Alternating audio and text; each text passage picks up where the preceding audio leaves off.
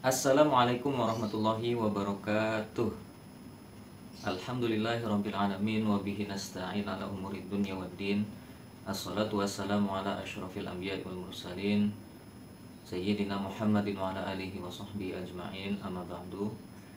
Yang saya hormati Dr. Adi Kusuma, MSI, selaku dosen pengampu mata kuliah penulisan berita dan artikel kelas KPI 4A. Dan juga yang saya hormati untuk para penonton, teman-temanku, para mahasiswa yang semoga di penghujung bulan Ramadan ini mudah-mudahan selalu diberikan kesehatan oleh Allah Subhanahu wa taala dan bisa merayakan Idul Fitri bersama keluarga masing-masing. Teman-teman semuanya, hari ini saya akan membuat video perkuliahan learning journal terkait mata kuliah penulisan berita dan artikel pertemuan yang kelima.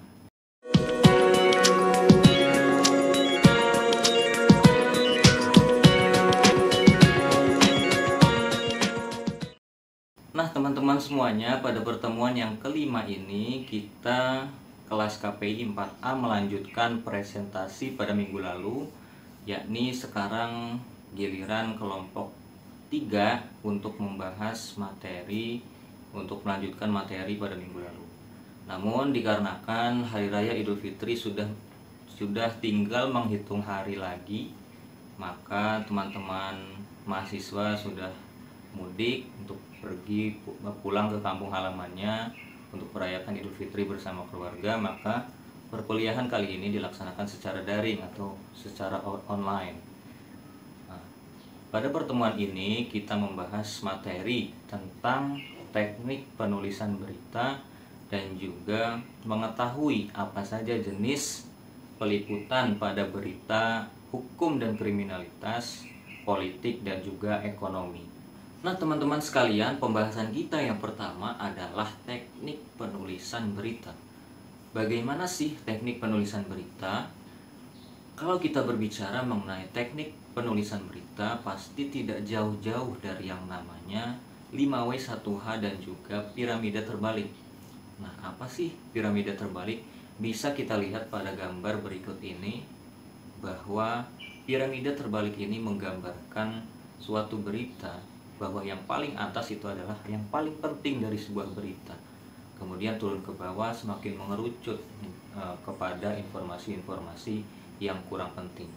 Nah, di dalam piramida terbalik ini yang paling atas terdapat sebuah judul berita. Nah, di dalam judul berita ini menggambarkan seluruh isi berita yang kita buat. Maka dari itu dalam pemilihan kata-kata di dalam judul itu sangat penting sekali guna menarik perhatian pembaca yang akan membaca berita kita. Kalau judul kita menarik, maka akan menarik juga berita kita di mata pembaca. Kemudian turun ke bawah terdapat lead berita. Apa itu lead berita? Lead berita adalah teras berita, bahwa teras berita ini berisi 5W1H tadi. Berisi apa kejadiannya, lalu bagaimana bisa terjadi, mengapa terjadi peristiwa tersebut, kapan terjadinya, lalu siapa saja yang terlibat di dalamnya. Itu semua dicantumkan di dalam lead berita. Maka dari itu lead berita ini bisa dikatakan merupakan struktur yang paling penting dari sebuah berita. Kemudian turun ke bawah ada yang namanya bridge atau jembatan. Jembatan ini menghubungkan antara lead atau teras berita tadi kepada informasi-informasi yang kurang penting di bawahnya sebagai informasi pendukung gitu. Kemudian turun ke bawah lagi terdapat body atau tubuh berita. Nah, di dalam tubuh berita ini mulai memuat informasi-informasi tambahan ya. Bisa dicantumkan wawancara yang kita dapatkan di lapangan atau di TKP atau kita bisa juga mencantumkan data-data pendukung dari teras berita yang telah kita buat tadi. Nah, kemudian struktur yang terakhir adalah leg atau kaki berita.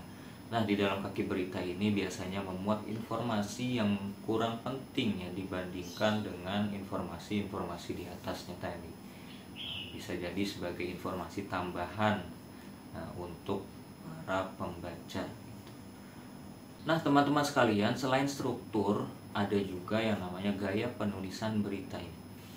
Di dalam gaya penulisan berita ini kita harus menggunakan bahasa yang jelas, lugas, dan juga pastinya harus berbasis fakta atau berdasarkan fakta yang telah kita dapatkan pada hasil peliputan berita yang kita lakukan. Kemudian, dalam menampilkan data dan juga kutipan dari wawancara yang kita dapatkan, itu juga akan menambah kredibilitas dari berita yang kita buat. Nah, teman-teman semuanya, pembahasan kita selanjutnya adalah jenis-jenis peliputan berita hukum dan kriminalitas, politik dan ekonomi. Nah, dalam meliput berita hukum dan kriminalitas, sumber-sumber yang bisa kita dapatkan dalam akses informasi adalah dari pihak kepolisian, dari pihak pengadilan, dari pihak saksi, kemudian korban sendiri, dan juga dari pihak keluarga korban.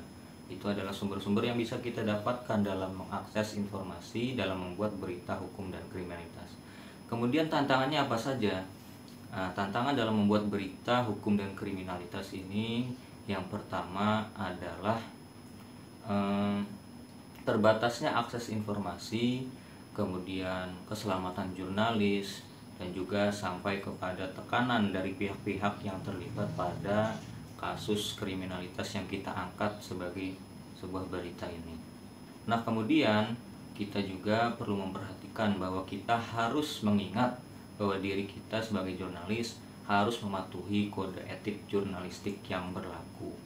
Nah, kemudian jenis peliputan berita politik, sumber-sumber yang bisa kita dapatkan dalam akses informasi adalah yang pertama adalah dari pemerintah pastinya, kemudian pastinya dari partai politik, kemudian kita juga bisa mengambil dari analis atau pengamat politik, dan bisa kita ambil juga dari akademisi atau praktisi politik. Nah, kemudian apa saja tantangannya? Tantangan dalam mengangkat berita politik ini biasanya kita sebagai jurnalis harus menjaga netralitas dan objektivitas isi berita yang kita angkat itu. Nah, yang terakhir adalah jenis peliputan berita ekonomi. Dalam membuat berita ekonomi, sumber-sumber yang bisa kita dapatkan adalah dari laporan keuangan, kemudian dari data statistik, kemudian bisa juga kita ambil dari lembaga resmi yang terkait. Kemudian apa saja tantangannya? Biasanya tantangan dalam membuat berita ekonomi ini adalah menyederhanakan data-data yang kompleks menjadi sebuah berita yang sederhana atau ringan dibaca oleh para pembaca. Nah, teman-teman sekalian, itu saja yang bisa saya sampaikan pada video Learning Journal pertemuan yang kelima ini. Apabila terdapat misinformasi atau kesalahan dalam menyampaikan informasi, mohon dikoreksi. Saya pribadi, karena Lebaran sudah menghitung hari, sebentar lagi kita merayakan Hari Raya Idul Fitri, maka saya pribadi ingin memohon maaf, minal aidin wal faidin bagi seluruh penonton yang menonton video saya, dan juga saya juga mohon maaf kepada Bapak Dr. Adi Kusuma apabila selama perkuliahan saya melakukan kesalahan, mohon dimaafkan. Itu saja yang bisa saya sampaikan. Wassalamualaikum warahmatullahi wabarakatuh.